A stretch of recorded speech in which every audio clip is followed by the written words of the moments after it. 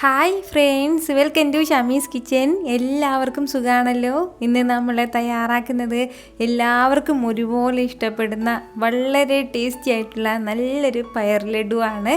അപ്പോൾ എല്ലാവരും ഇതിൻ്റെ ഡീറ്റെയിൽസ് ഒന്നും മിസ്സാകാതിരിക്കാൻ വേണ്ടി സ്കിപ്പ് ചെയ്യാതെ ഒന്ന് കണ്ടേക്കണം. കൂടെ തന്നെ നമ്മുടെ ഈ ഷമീസ് കിച്ചൻ ചാനൽ ഇതുവരെയും സബ്സ്ക്രൈബ് ചെയ്യാത്തവരുണ്ടെങ്കിൽ, അല്ലെങ്കിൽ ഇത് ആദ്യമായിട്ടാണ് കാണുന്നതെങ്കിൽ പ്ലീസ് ഒന്ന് സബ്സ്ക്രൈബ് ചെയ്തേക്കണേ. ആ തൊട്ടടുത്ത് കാണുന്ന ബെല്ലൈക്കനിൽ ഓളുകൂടി ഒന്ന് മറക്കാതെ പ്രസ് ചെയ്തേക്കണം. എന്നാൽ ശരി, നമുക്ക് വേഗം വീഡിയോയിലേക്ക് പോകാം. നമ്മുടെ ഈ പയർ ലഡു തയ്യാറാക്കിയെടുക്കാനായിട്ട് ഫസ്റ്റ് നമുക്ക് വേണ്ടത് ഇതുപോലെ ഒരു കപ്പ് അളവിൽ ഞാനിപ്പോൾ പയർ എടുത്തിട്ടുണ്ട്. ഇത് വന്നിട്ട് നന്നായിട്ടൊന്ന് കഴുകിയതിന് ശേഷം ആ വെള്ളം കംപ്ലീറ്റ് ആയിട്ടൊന്ന് പോയിട്ടാണ് ഞാനിപ്പോൾ എടുത്തിട്ടുള്ളത്. അപ്പോൾ ഇതുപോലെ ഒരു 200 ഗ്രാം അളവിൽ പയറെടുക്കുമ്പോൾ വേണ്ട കാര്യങ്ങളാണ് ബാക്കി നമ്മൾ പറഞ്ഞു പോകുന്നത്. അപ്പോൾ പയർ നമുക്കിതിലേക്ക് ഒന്ന് ചേർത്ത് കൊടുക്കാം. പയറൊന്ന് ചേർത്ത് കൊടുത്തതിന് ശേഷം ഒരു മീഡിയം ഫ്ലെയിമിൽ വെച്ച് കൊടുത്തിട്ട് നമ്മൾ നല്ലതുപോലെ ഒന്ന് വറുത്തെടുക്കണം. അതായത് ഇതിൻ്റെ കളറൊക്കെ ഒന്ന് ലൈറ്റായിട്ടൊന്ന് മാറി തുടങ്ങുന്ന വരെ നമ്മൾ നല്ലതുപോലെ ഒന്ന് വറുത്തെടുക്കണം. ഇതിൽ വറുത്തെടുക്കുക എന്നുള്ളത് മെയിനായിട്ടുള്ളൊരു കാര്യമാണ്. വറുക്കാതെ നമുക്ക് തയ്യാറാക്കിയെടുക്കാൻ വേണ്ടി പറ്റില്ല. അപ്പോൾ നന്നായിട്ട് ഒന്ന് വറുത്തെടുക്കണം. സാധാരണ നമ്മൾ ഇപ്പോൾ ലഡു ഒക്കെ തയ്യാറാക്കുന്നതിൽ നിന്നും വ്യത്യസ്തമായിട്ടുള്ള ഒരു ടേസ്റ്റിലും അതുപോലെ തന്നെ വ്യത്യസ്തമായിട്ടുള്ള ഒരു ഫ്ലേവറിലൊക്കെയാണ് കേട്ടോ നമുക്ക് ഈ പയർ ലഡു കിട്ടുന്നത്. നമ്മുടെ ഈ ചെറുപയറെന്ന് പറയുന്നത് തന്നെ വളരെ ഹെൽത്തി ആയിട്ടുള്ള ഒന്നാണ്. അപ്പോൾ അത്രയും ഹെൽത്തി ആയിട്ടുള്ള ഒന്ന് വെച്ചിട്ട് തന്നെ നമുക്ക് നല്ല സൂപ്പറായിട്ട് ടേസ്റ്റി ആയിട്ടുള്ള ലഡുവും തയ്യാറാക്കി എടുക്കാൻ വേണ്ടി പറ്റും. ഞാനിപ്പോൾ ഇതുപോലെ ഒന്ന് മീഡിയം ഫ്ലെയിമിൽ വെച്ച് കൊടുത്തിട്ട് ഏകദേശം ഒരു 4 മിനിറ്റോളം ഇതൊന്ന് വറുത്ത് കൊടുത്തിട്ടുണ്ട്.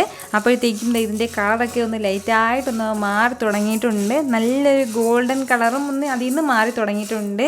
അപ്പോൾ ഇത് ഇത്രയും തന്നെ മതിയാവും. നല്ലൊരു മണമൊക്കെ വരുന്നുണ്ട് കേട്ടോ. നമ്മുടെ ചെറുപയറിന് നല്ലൊരു മണമൊക്കെ ഈ സമയത്ത് വരുന്നത്. അപ്പോൾ ഇനി നമ്മൾ കൂടുതൽ സമയത്ത് വറുക്കുകയാണെന്നുണ്ടെങ്കിൽ ഇത് നല്ല ബ്രൗൺ കളറായിട്ടങ്ങ് പോകും.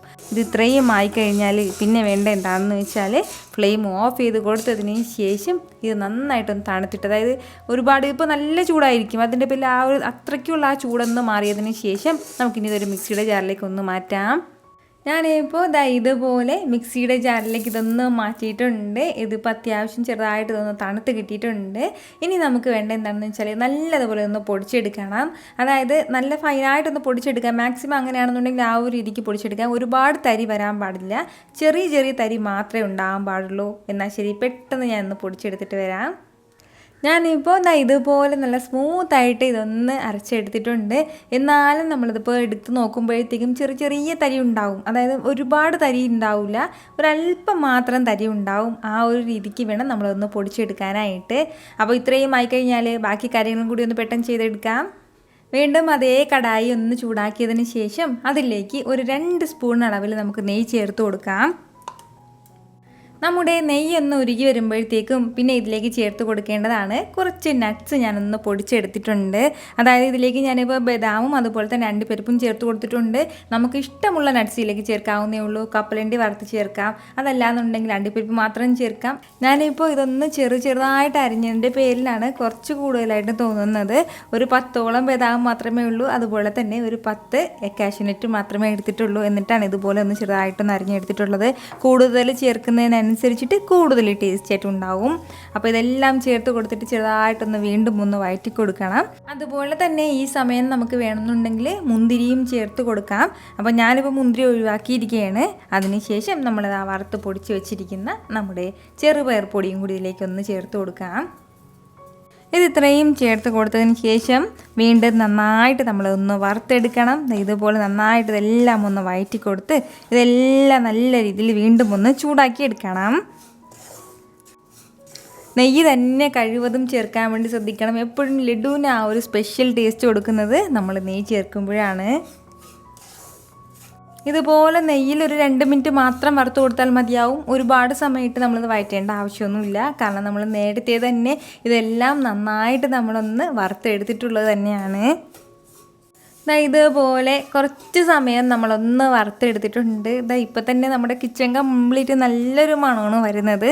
അപ്പോൾ ഇത് ഇത്രയും ആയിക്കഴിഞ്ഞാൽ പിന്നെ ഇനി നമുക്ക് വേണ്ട എന്താണെന്ന് വെച്ചാൽ ഫ്ലെയിം ഒന്ന് ഓഫ് ചെയ്ത് കൊടുക്കാം. ഫ്ലെയിം ഓഫ് ചെയ്തതിന് ശേഷം ഇതൊരു ബൗളിലേക്ക് നമുക്കൊന്ന് മാറ്റാം. അതൊന്നൊരു ബൗളിലേക്ക് മാറ്റിക്കഴിഞ്ഞാൽ പിന്നെ ഇനി നമുക്കിതിലേക്ക് വേണ്ടതാണ് ഇതുപോലെ 1 കപ്പ് അളവിൽ ശർക്കര ഞാനിപ്പോൾ എടുത്തിട്ടുണ്ട്. വെള്ള ശർക്കരയാണ് എടുത്തിട്ടുള്ളത്, ഏതാണെന്നുണ്ടെങ്കിലും കുഴപ്പമൊന്നുമില്ല. അപ്പോൾ ആ ശർക്കര നമുക്കിതിലേക്ക് ഒന്ന് ചേർത്ത് കൊടുക്കാം.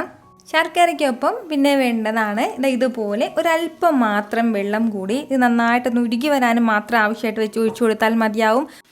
ഇതുപോലെ കുറച്ച് വെള്ളവും ചേർത്ത് കൊടുത്തതിന് ശേഷം നല്ല രീതിയിൽ ഇതൊന്ന് ഉരുക്കിയെടുക്കണം. ഒരു മീഡിയം ഫ്ലെയിമിൽ വെച്ചിട്ട് മാത്രമേ നമ്മൾ ഇപ്പോൾ ഈ ശർക്കരയൊക്കെ ഉരുക്കിയെടുക്കാൻ പാടുള്ളൂ. നന്നായിട്ട് ഹൈ ഫ്ലെയിമിൽ വെക്കുകയാണെന്നുണ്ടെങ്കിൽ ആ ശർക്കരയുടെ ആ ടേസ്റ്റ് അങ്ങ് പാടെ അങ്ങ് മാറിപ്പോകും. അതായത് പെട്ടെന്ന് അതങ്ങ് കരിഞ്ഞിട്ട് നമുക്കറിയില്ല, അത് കരിഞ്ഞു പോയിന്ന് കാണുമ്പോൾ അറിയാൻ പറ്റില്ല. പക്ഷേ അതിൻ്റെ ആ ഒരു പുക മണമൊക്കെ പെട്ടെന്ന് വരും. അതിൻ്റെ പേരിൽ മീഡിയം ഫ്ലെയിമിൽ മാത്രം വെച്ച് കൊടുത്തിട്ടേ നമ്മുടെ ശർക്കരയൊക്കെ ഒന്ന് ഉരുക്കിയെടുക്കാൻ പാടുള്ളൂ. ഇതുപോലെ ഈ ഒരു ഇത്രയും കട്ടിക്ക് വേണം നമുക്കിത് കിട്ടാനായിട്ട്. നമ്മളിങ്ങനെ കയ്യിലേക്ക് എടുക്കുമ്പോഴത്തേക്കും ചെറുതായിട്ടൊന്ന് സ്റ്റിക്കി ആയിട്ടുണ്ടാവണം. അതായത് ഒരു നൂൽ പരുവം അത് വരുന്ന വന്ന് തുടങ്ങുന്ന ആ ഒരു സ്റ്റേജ് ആകുമ്പോഴത്തേക്കും പിന്നെ നമുക്ക് ഫ്ലെയിം ഓഫ് ചെയ്ത് കൊടുക്കാം. ഇനി നമുക്ക് വേണ്ട എന്താണെന്ന് വെച്ചാൽ ഇപ്പോൾ ചെറിയ ചെറിയ തരിയായിട്ടുള്ള കല്ലൊക്കെ ഉണ്ടാവും. ആ കല്ലൊക്കെ പോകാനായിട്ട് ചെറുതായിട്ടൊന്ന് അരിച്ചെടുക്കാം നമുക്ക്. നമ്മുടെ മിക്സ് എല്ലാം ഞാനിപ്പോൾ ഇതുപോലൊരു ബൗളിലേക്ക് നേരത്തെ മാറ്റിയിട്ടുണ്ടായിരുന്നു. അപ്പോൾ ഇനി വേണ്ട എന്താണെന്ന് വെച്ചാൽ അതിലേക്ക് നമുക്ക് ചേർത്ത് കൊടുക്കേണ്ടതാണ് ഇതുപോലെ ഒരു 1/2 ടീസ്പൂൺ അളവിൽ ഏലക്ക പൊടിച്ചതും കൂടിയാണ്. അപ്പോൾ ഏലക്കയും ഒരല്പം പഞ്ചസാരയും കൂടി ചേർത്ത് പൊടിക്കുമ്പോൾ നല്ല സ്മൂത്തായിട്ട് നമുക്കൊന്ന് പൊടിഞ്ഞ് കിട്ടും. അപ്പോൾ ഏലക്ക ചേർക്കുമ്പോഴത്തേക്ക് നല്ലൊരു മണം കിട്ടുന്നത്, നല്ലൊരു ഫ്ലേവറും അതൊരു പ്രത്യേക ടേസ്റ്റൊക്കെയാണ് നമ്മുടെ ഈ ലഡുവിന് കൊടുക്കുന്നത്. ഇനി നമുക്ക് ഇതിലേക്ക് വേണ്ടത് നമ്മളിത് അരിച്ചെടുത്ത നമ്മുടെ ശർക്കര പാനിയും കൂടിയാണ്. അപ്പോൾ നന്നായിട്ട് അരിച്ചെടുത്ത നമ്മൾ ശർക്കര പാനിയും കൂടി ഇതിലേക്ക് ഒന്ന് ചേർത്ത് കൊടുക്കാം. ശർക്കര പാനിയും ചേർത്ത് കൊടുത്തതിന് ശേഷം നല്ല രീതിയിൽ നമുക്കിതെല്ലാം കൂടി ഒന്ന് മിക്സ് ചെയ്ത് കൊടുക്കണം. ഇതുപോലെ നന്നായിട്ടൊന്ന് മിക്സ് ചെയ്ത് കൊടുക്കാം. ഇതുപോലെ ഇത്രയും കട്ടിക്ക് വേണം നമുക്കിത് കിട്ടാനായിട്ട്. ചെറിയൊരു ലൂസായിട്ട് വേണം നമ്മളിതൊന്ന് കുഴച്ചെടുക്കാനായിട്ട്. ഇതുപോലെ ഒന്ന് കുഴച്ചെടുത്ത് കഴിഞ്ഞാൽ പിന്നെ നമുക്ക് വേണ്ട എന്താണെന്ന് വെച്ചാൽ ഒരേ ഒരു മിനിറ്റ് മാത്രം അങ്ങനെ വെച്ചിരിക്കണം. കൂടുതൽ സമയം വെക്കേണ്ട ആവശ്യമേ ഇല്ല. ഒരു മിനിറ്റ് കഴിയുമ്പോഴത്തേക്കും നമ്മുടെ ഈ പയറെല്ലാം ഈ ശർക്കര പാനിയൊക്കെ ചെറുതായിട്ടൊന്ന് വലിച്ചെടുത്തിട്ട് നല്ല കട്ടിയായിട്ട് കിട്ടും. ഇത് ഇപ്പോൾ ഏകദേശം 1 മിനിറ്റോളം ആയിട്ടുണ്ട്. ഇത്രയും സമയം കൊണ്ട് തന്നെ ഇതെല്ലാം നന്നായിട്ടൊന്ന് ഉറഞ്ഞു കിട്ടിയിട്ടുണ്ട്. ഇത്രയും ആയിക്കഴിഞ്ഞാൽ പിന്നെ നമുക്ക് വേണ്ടതെന്ന് വെച്ചാൽ വീണ്ടും ഇത് നല്ലതുപോലെ ഒന്ന് ഇളക്കി കൊടുത്തിട്ട് കൈ വെച്ചിട്ട് നല്ലതുപോലെ ഒന്ന് പൊടിച്ചെടുക്കണം. ഇതുപോലെ നന്നായിട്ട് നമ്മളൊന്ന് പൊടിച്ചെടുക്കണം. പൊടിച്ചെടുത്തതിന് ശേഷം നല്ല രീതിയിൽ നമുക്ക് ഇഷ്ടമുള്ള ആ ഒരു ഷേപ്പിൽ ഒന്ന് ചെയ്തെടുക്കാം. സാധാരണ നമ്മുടെ ലഡുവിൻ്റെ ഷേപ്പിൽ തന്നെ ചെയ്തെടുക്കാവുന്നേ ഉള്ളൂ. ഇതുപോലെ നമുക്ക് കിട്ടും കേട്ടോ. അങ്ങനെ റോൾ ചെയ്യാൻ വേണ്ടി കറക്റ്റായിട്ട് റോൾ ചെയ്യാൻ വേണ്ടി കിട്ടുന്ന നമുക്ക് വീണ്ടും ഇത് റോൾ ചെയ്ത് വെച്ച് കുറച്ച് കഴിയുമ്പോഴത്തേക്ക് വീണ്ടും ചെറുതായിട്ട് ഇതൊന്ന് ടൈറ്റായിട്ട് ചെറിയൊരു ബലം കൊടുക്കും കേട്ടോ നമ്മുടെ ഈ ലഡുവിന് വീണ്ടും. ഇതുപോലെ തന്നെ നമുക്ക് ബാക്കിയുള്ള എല്ലാ ലഡുവും ഒന്ന് തയ്യാറാക്കിയെടുക്കാം. ഈ ഒരു രീതിയിലായിരിക്കും നമുക്കിത് കിട്ടുന്നത്.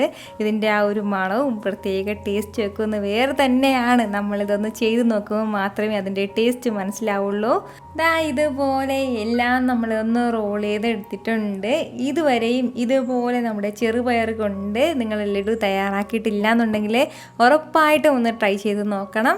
ട്രൈ ചെയ്ത് നോക്കിയതിന് ശേഷം നിങ്ങളുടെ ഫീഡ്ബാക്ക് എനിക്ക് മറക്കാതെ ഒന്ന് അറിയിക്കുകയും വേണം. കാരണം നിങ്ങളുടെ ഫീഡ്ബാക്ക് കാണുമ്പോഴായിരിക്കും അത് മറ്റുള്ളവർക്കും തയ്യാറാക്കി നോക്കണം എന്നുള്ളൊരു പ്രചോദനം ഉണ്ടാകുന്നത്. അപ്പോൾ ഈ വീഡിയോ ഇഷ്ടമായാലും എല്ലാവരും ഒന്ന് ലൈക്ക് ചെയ്യാനും കൂടെ തന്നെ നിങ്ങളുടെ ഫ്രണ്ട്സിനും ഫാമിലിക്കും എല്ലാവർക്കും ഇതൊന്ന് ഷെയർ ചെയ്ത് കൊടുക്കാനും മറക്കരുത്.